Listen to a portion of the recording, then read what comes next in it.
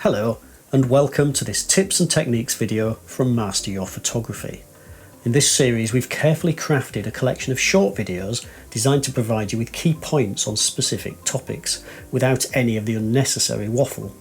Our goal is to give you practical information that you can immediately apply to your own photography.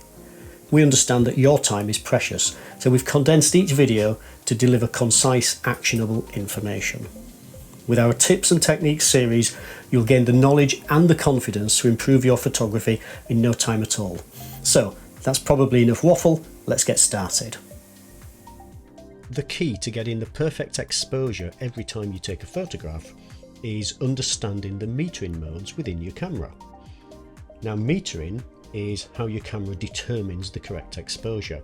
And what it does is it measures the amount of light entering the lens, and it bases its calculations on what we call an average scene, which is also known as an 18% grey level. Now, if you present your camera with an average scene, such as this one here, there's a good chance that it will get the exposure correct. But sometimes it will make a mistake and it will be too light or too dark. And that's when understanding the different metering modes can really be of help. Depending on the camera that you will have different metering modes built in. And the three most common types are spot metering, center weighted metering, and evaluative or matrix metering. Each type has its own unique advantages, so let's look at each one in turn, starting with spot metering. Now, this is really useful because it measures the light intensity from a really small area of your viewfinder, usually in the center. It's really good for high contrast or backlit subjects because you can actually measure a very precise area of the scene to get that absolutely perfectly exposed.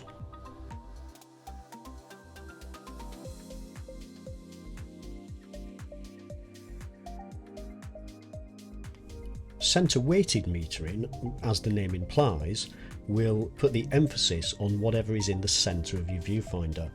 So it measures the whole scene, but the emphasis is definitely on the central area. It's really useful for portraits or any subject that is centrally positioned. Our third type of metering is known as evaluative or matrix metering, depending on the camera manufacturer. Nikon tend to use the term matrix metering, Canon use the word evaluative, and different manufacturers use other similar terms such as multi-segment metering or multimetering. It doesn't matter which term you're using, the metering in this mode analyses the whole scene and then, using some built-in algorithms within your camera, adjusts the exposure to give you a good result. Works really well with evenly lit scenes, things such as landscapes where you've got lots of green at the bottom and blue sky at the top, and it's a really useful mode to just leave your camera in most of the time so that you're always ready to shoot. By learning how each mode on your particular camera works, you can really take advantage of the different modes in different situations. For example, with these two images here, by using spot metering and taking a reading from the sky, you ensure that the sky is perfectly exposed and the result is a really nice silhouette of your subject. The meter in your camera won't always get you the result that you want, so it's important to know how you can tweak what the meter is telling you so that you do get the exposure that matches your vision. You can use exposure compensation, and that allows you to adjust the metered exposure one way or the other, so up or down, lighter or darker. So if you look for the plus minus symbol on your camera, that's usually where you'll find exposure compensation.